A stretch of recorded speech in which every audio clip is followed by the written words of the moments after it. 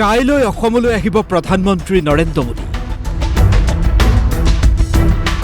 মোদীৰ আগমনক লৈ উখল মাখল গুৱাহাটী কলিয়াবৰ। প্ৰধানমন্ত্ৰী মোদীৰ উপস্থিতিত বাগৰুম্বাই গঢ়িব অভিলেখ।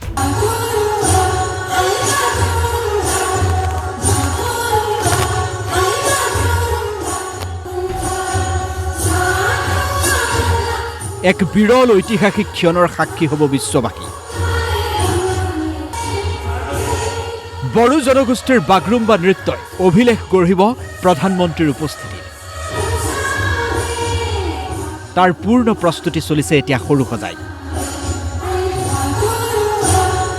বিহু আৰু ঝুমুৰ বিনন্দিনীৰ পিছত এইবাৰ বাগৰুম্বাৰ অভিলেখ উপভোগ কৰিব প্ৰধানমন্ত্ৰী নৰেন্দ্ৰ মোদীয়ে।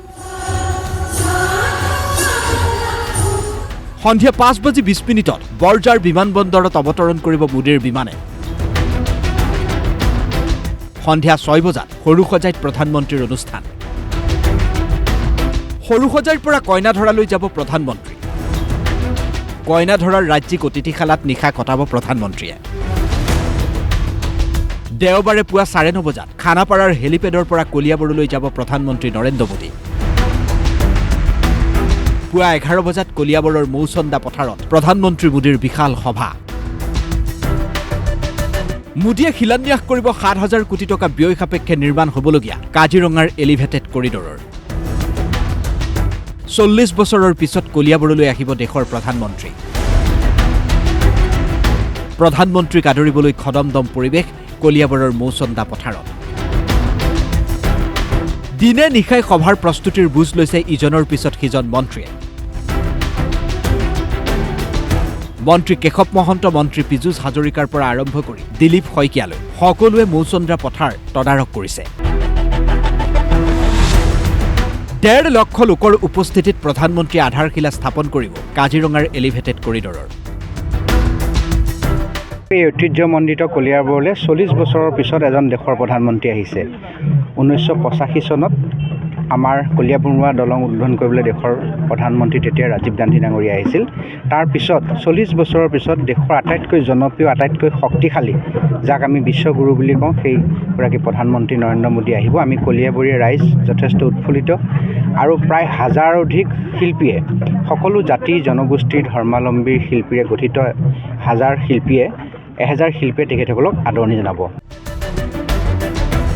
সহস্ৰাধিক শিল্পীয়ে হেলিপেডৰ পৰা আদৰি নিব প্ৰধানমন্ত্ৰীক। কেনেকৈ আদৰিব লাগিব সেয়া শিল্পীসকলক বুজাইছে নগাঁৱৰ আয়ুক্ত আৰু মন্ত্ৰী কেশৱ মহন্তই। 9টাকৈ বিভিন্ন জাতি জনগোষ্ঠীৰ লোকনৃত্যই আদৰা হ'ব প্ৰধানমন্ত্ৰী নৰেন্দ্ৰ মোদী।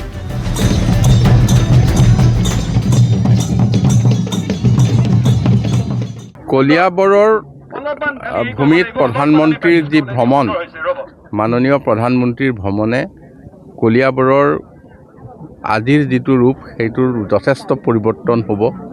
কলিয়াবৰৰ প্ৰায় 34 কিলোমিটাৰতকৈও অধিক এখন এলিভেটেড কৰিডৰ, যিখন কলিয়াবৰৰ জখলাবন্ধাৰ ওচৰৰ পৰা আৰম্ভ হ'ব আৰু গোটেইখিনি জেগাই 4 লেন যুগৰ ৰাস্তাৰে নুমলীগড়লৈকে সংযুক্ত হ'ব। গতিকে যাতায়াতৰ সুচল আৰু লগতে বন্যপ্ৰাণীৰ সুৰক্ষা, দুইটা কথাই আমাৰ কাৰণে প্ৰয়োজনীয় আছিল। দুইটাই আমি পাম আৰু আমি আশা কৰিম যে ইয়াৰ পিছত পৰ্যটকৰ যথেষ্ট ভিৰ হ'ব কাজিৰঙাত আৰু কাজিৰঙাৰ ৰূপৰেখাৰো এটা পৰিৱৰ্তন আহিব। প্ৰধানমন্ত্ৰীৰ সভাৰ বাবে মৌচন্দা পথাৰত নিয়োগ কৰা হৈছে 4,000 আৰক্ষী। ভাৰতীয় বায়ুসেনাই তদাৰক কৰিছে প্ৰধানমন্ত্ৰীৰ হেলিপেড। কলিয়াবৰ তিনিআলিৰ পৰা নলতলীলৈকে বৃহৎ সংখ্যক ট্ৰেফিক আৰক্ষী নিয়োগ কৰা হৈছে প্ৰধানমন্ত্ৰীৰ সভাৰ বাবে। অপেক্ষা মাত্ৰ কেইটামান মুহূৰ্তৰ। 17 আৰু 18 জানুৱাৰীৰ দিনটো অসমবাসীৰ বাবে হ'ব আটাইতকৈ গুৰুত্বপূৰ্ণ দিন। কাৰণ কাজিৰঙাৰ এলিভেটেড কৰিডৰ হ'লে যাতায়াত যথেষ্ট সুচল হৈ পৰিব। আনহাতে বড়ো জনগোষ্ঠীৰ দৃষ্টিনন্দন লোকনৃত্য বাগৰুম্বাৰ অভিলেখেও বৃহত্তৰ অসমীয়া জাতিৰ কৃষ্টি সংস্কৃতি অনাদি অনন্তকাললৈ চহকী কৰি ৰাখিব। Bureau report DY365